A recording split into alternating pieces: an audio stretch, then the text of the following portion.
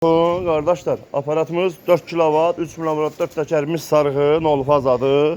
Həm ot çəkir, həm yem çəkir. Sən nə deyirdin? Bunun bıçaq sistemidir qardaşım. Yonca tumazda, yoncamız birazdır, yəni üzrə bilin. Şimdi mənə bax, qardaşlar, bir dənə belə bir şey eləyim.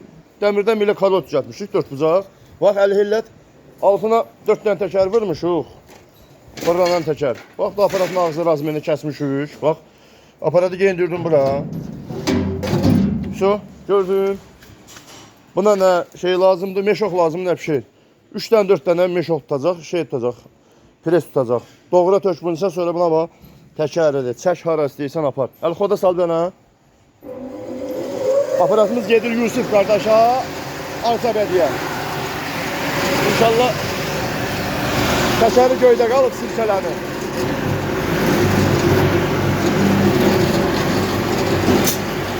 Geri düzdü. Yondan at geçsin. At geçsin. Tamam, yolda çekmiyor bak. Tamam. Kalmana bak. Tamam.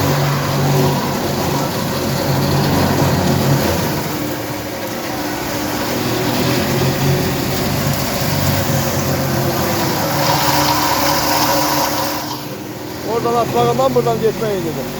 Aparatımızın teker biraz köyde kalıp gürüldü. Yerin düz koyarsınız da yani.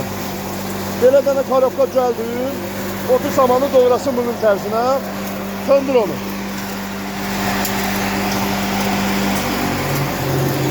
Sonra karobkadır, bax, təkəri bir şeydir, bax. Aparatı çıxartdı oradan. Əli gözlən. Çək. Bunu sonra hər aparırsınız, aparın, bax. Əlimin təli ver balam. Bax. Gəlib gəldi. Belə bir şey düzəldin, yəni 30-a hamara vurmasın. Yəni dəmirdən də düzəldə bilərsiniz, taxtadan da düzəldib, altına belə təkər verə bilərsiniz. Bax, lesə təkəri 4 dənə. Qabaqları oynaq təkərdir, görürsünüz, bax. Yerində hərəsindən dönür. Vurun, 5 dənə, 4 dənə pres tutacaq.